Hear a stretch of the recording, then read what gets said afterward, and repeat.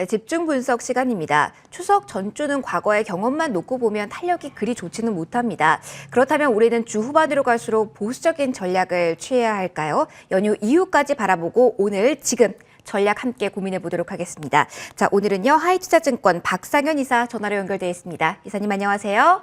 예, 안녕하세요. 네, 전략 같이 고민을 해보죠. 자, 일단 국내 주식시장과 연동되는 부분이 있어서 미국 쪽부터 보려 하는데요. 자, 미국 시장에서는 9월 조정론이 나오고 있습니다. 이슈가 많은 것 같아서 여러 가지 이야기를 나눈 것 같은데, 자, 현 시장 어떻게 보시고 앞으로는 어떻게 봐야 될지 전략 좀 주실까요?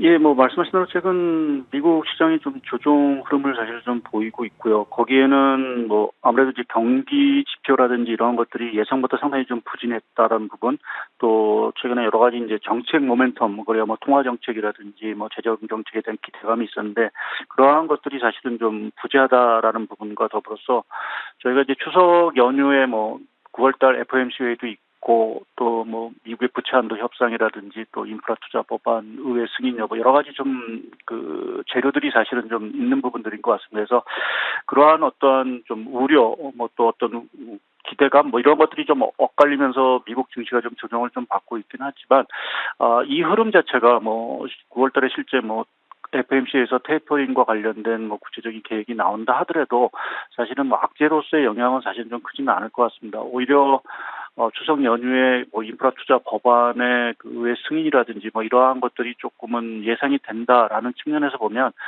지금의 어떤 조정 흐름 자체를 이렇게 과도하게 우려할 필요는 없지 않을까라는 쪽이 좀 생각을 하고 있습니다. 과도하게 우려할 필요 없다라는 언급을 해주셨는데, 시장이 오늘 밤 물가 지표를 기다리고 있는 이유가 최근에 이제 스태그플레이션에 대한 우려도 조금씩 고개를 들고 있었기 때문이거든요. 이 포인트는 어떻게 보시고 계시나요? 예, 그 스태그플레이션 얘기가 최근에 자주 언급이 되는 부분들인데, 근데 왜 저희가 스태그플레이션이라 하면 이제 경기 침체 흐름 속에서 사실 물가가 지속적으로 상승하는 걸 우리가 스태그플레이션이라고 얘기를 합니다. 근데 지금의 미국 경기 자체가 그럼 침체냐라고 보면은 아시겠지만 지금 미국 경기는 최근에 다소 조정은 있다 하더라도 여전히 좀 강한 어떤 확장 기조를 사실은 좀 유지하고 있는 부분들이고요. 그러한 관점에서 보면 사실은 스태그플레이션이라는 용어 자체를 쓰는 거는 너무 앞서간 얘기가 아닌가라는 쪽에 좀 저는 생각을 하고 있습니다. 오히려 미국 경기가 3분기 예상보다는 좀 부진한 성장 흐름이 예상이 되고 있는데, 그 배경에는 잘 아시겠지만 코로나19 재유행에 따른 소매 경기라든지 또 공급 차질에 인한 인플레 우려 이러한 것들이 섞이면서 사실은 3분기 성장률이 일시적으로 좀 둔화되는 정도의 흐름이기 때문에, 그렇게 보면 미국 경기의 어떤 스태그플레이션 우려, 오늘 미국 물가가 어떻게 나올지는 모르긴 하지만 설사 시장 예상치를 상회한다 하더라도 그것을 심각한 어떤 스태그플레이션 리스크다라고 이렇게 해석하기보다는 아직 코로나19가 이게 진정이 되지 못하면서 여러 가지 그 공급 차질 이러한 것들로 인한 여전히 좀 일시적인 물가 상승이라고 본다라고 하면 여전히 미국 경기에 대해서는 좀 긍정적인 시각을 유지하는 것이 맞지 않을까 좀 생각을 하고 있습니다. 네, FOMC 이야기도 해보죠. 추석 연휴 기간에 FOMC가 딱 끼어 있기 때문에 우리는 이번 주에 그 전략을 생각하고 포지션을 좀 정해야 되거든요. 이사님은 어떻게 FOMC 예상하고 계십니까? 예, 시장에서 대부분 예상하는 것처럼 9월달 FMC에는 테이퍼링과 관련된 좀 구체적인 윤곽이 좀 나오지 않을까라는 쪽에 좀 생각을 하고 있습니다. 파월 의장 자체가 아직은 좀 조심스러운 어떤 행보를 좀 보이고 있긴 하지만, 지금 연준 내 여러 가지 목소리, 또 앞서 말씀드린 대로 미국 경기 자체가 그렇게 나쁜 상황도 아니고 오히려 좀 4분기 들어서는 코로나19가 다시 진정이 되면서 다시 경기 사이클이라든지 이러한 것들이 강화될 수 있다라고 하면 결국 연말경 11월이 될지 12월이 될지는 봐야 되기는 하겠지만, 그 정도 가서 결국 이제 테이퍼링을 시작하겠다라는 시그널을 좀 줄 가능성은 상당히 있다라고 보겠습니다. 근데 결국 이러한 테이퍼링 시그널 자체가 그럼 주식시장의 악재냐라는 관점에서 보게 되면 그 악재로서의 영향은 사실은 크지는 않다고 보고요. 이미 많은 분들이 테이퍼링과 관련돼서는 연초부터 계속 좀 얘기되어 온 부분들이고, 또 상당 부분 그러한 것들이 주식시장에 상당 선반영이 된 어떤 이러한 상황인 것들, 또 최근에 미국의 금리 흐름 자체가 그렇게 강하게 올라가는 이러한 흐름이 아니기 때문에 설사 9월달 FOMC 회의에서 테이퍼링 구체적인 윤곽이 나온다 하더라도 주식시장에는 되게 큰 영향은 미치지 않을 거로 좀 보고 있습니다. 네, 어느 정도 그 시간표가 선 반영되었다라고 보시는 것 같은데, 그럼 환율 쪽은 어떨까요? 어제 급격하게 오름세가 나타나서 좀 당황스러웠다가 오늘은 좀 잠잠해지는 모습인데 단기간에 그 밴드 어떻게 보시나요? 예, 최근 원달러 환율 자체의 어떤 밴드는 뭐 크게 봐서는 한 1,150원에서 한 1,180원 정도 밴드에서 움직이고 있는 것 같습니다. 뭐 지금 테이퍼링과 관련된 아무래도 뭐 그러한 어떤 우려라든지 기대감 때문에 결국 달러가 조금 강세의 흐름을 좀 보이고 있는 부분들이고요. 또 최근에 국내 그 원달러 환율의 가장 중요한 변수 자체는 주식시장에서 그 외국인의 어떤 순매도 매수, 그러니까 그 외국인 매매 패턴에 따라서 수급의 요인에서 많이 좌지우지되고 있는 것 같습니다. 어저께는 사실은 조금 외국인 매도세가 좀 나오면서 올랐지만 오늘 같은 경우는 오히려 또 외국인 매수세가 나오면서 원달러 환율이 사실 내려가고 있는 상황들이고요. 그래서 당분간은 조금 아직 그 원달러라든지 달러의 어떤 추세적인 흐름을 결정할 만한 어떤 결정적인 변수 자체가 좀 부재하다라고 보면 앞서 말씀드린 한 1,150원에서 한 1,180원 밴드 내에서의 어떤 움직임 자체가 좀 지속되지 않을까라는 쪽이 좀 생각을 하고 있습니다. 네, 종목에 대한 질문도 좀 드려볼게요. 2시 구간에 카카오바 뉴스가 나오면서 카카오 쪽에서 낙폭을 지금 많이 줄이면서 상승 전환까지 시도를 하고 있거든요. 자, 카카오 쪽에서 나놓은 항생안으로 인해서 이제 이 규제의 불안감은 끝이라고 봐도 될까요? 아니면 선거철 임박해온 이 순간에 계속되는 규제안에 또 내릴 가능성 밑으로 또 열어내야 될까요? 어떻게 보시나요?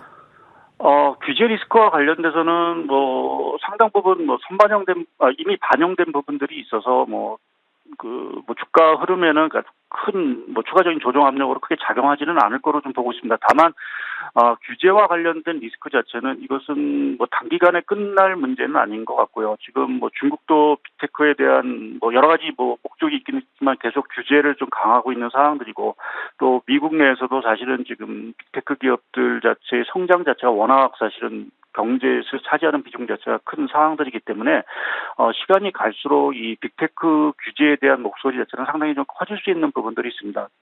그러한 관점에서 보게 되면 뭐 우리나라가 뭐 조금 이제 규제에 대한 리스크 자체가 뭐 지난주부터 사실은 조금씩 시장에 좀 반영이 된 부분들이 있는데요. 이러한 리스크 자체는 일단락될 가능성은 좀 있다고 보고 있긴 하지만 우리가 좀 장기적인 관점에서 본다라고 하면 이 빅테크와 관련된 특히 이제 뭐 디지털 경제와 관련된 여러 가지 이제 뭐 긍정적인 부분도 있지만 어떤 부작용 자체를 상당 부분 조금 완화하기 위해서 규제와 관련된 리스크 자체는 주기적으로 좀 부각이 되지 않을까라는 쪽에 좀 생각을 하고 있습니다. 네, 규제적인 리스크가 또 나올 수 있기 때문에 이에 대한 대응은 필요하다 좀 이렇게 말씀을 해주셨어요. 자, 이번엔 인프라 쪽을 보도록 하죠. 전 세계 수주 투자 사이클이 최고점이다라는 기사가 좀 나왔는데 뭐 중국 쪽이 주춤하긴 하지만 미국 쪽도 피크인 것 같고 우리나라도 고점 부근인데 여기서 뭐 추가적인 뭐 업데이트된 사항이 나올 수 있을까요? 예, 최근 전 세계적으로 그 그러니까 투자와 관련된 여러 가지 지표들이 상당히 좋고, 뭐, 그래서 조금은 이제 정점이 아닌가라는 이제 우려가 사실은 있는 부분들이 있는 것 같습니다.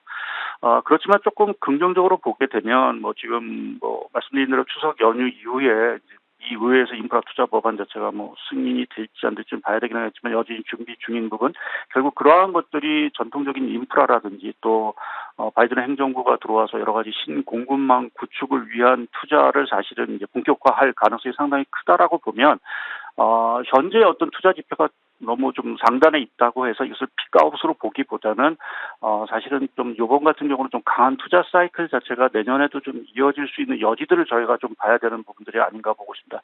말씀드린 대로 여러 가지 기후 변화라든지 또 여러 가지 그 뭐 신재생 에너지라든지 또 디지털 경제와 관련된 또 이러한 투자, 이러한 것들이 여전히 좀 대기되고 있다라고 보면 이번 같은 경우에는 단순한 어떤 순환 사이클 측면에서 투자 사이클을 좀 보기보다는 좀 장기적인 관점에서 조금 슈퍼 투자 사이클 관점에서 미국 수주 사이클이라든지 이런 것들을 좀 바라봐야 되지 않을까 좀 보고 있습니다. 그러면 이사님께서 가장 관심 있게 바라보고 있는 섹터는 좀 있을까요?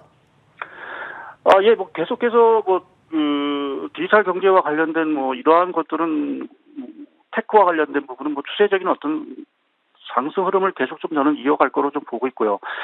다만 이제 저희가 그 3분기에는 이제 코로나19 재유행으로 인해서 여러 가지 그 경제 재해가 이런 것들이 상당히 좀 지연됐던 부분들이 있고, 이제 그와 관련된 어떤 업종이라든지 종목들 자체가 상대적으로 조금 이제 피해를 본 부분들이 있습니다. 근데 최근에 뭐 우리나라도 사실은 조금 이제 뭐 질병통제청에서 이제 좀 위드 코로나 이러한 얘기를 많이 하고 있는 부분들이지만, 미국 역시 코로나 신규 확진자 수가 다소 정점을 찍고 이제 내려가는 어떤 가능성을 조금 최근에 좀 보여주고 있습니다. 거기에 뭐 최근 얘기되는 뭐 부스트샷이라든지 또 이제 경구용 치료제 이러한 것들 자체가 개발이 진척이 된다라고 하면 결국 4분기에 들어와서는 다시 이제 경제 재기와 관련된 얘기들이 상당 부분 또 많이 나올 수 있는 부분들이고요.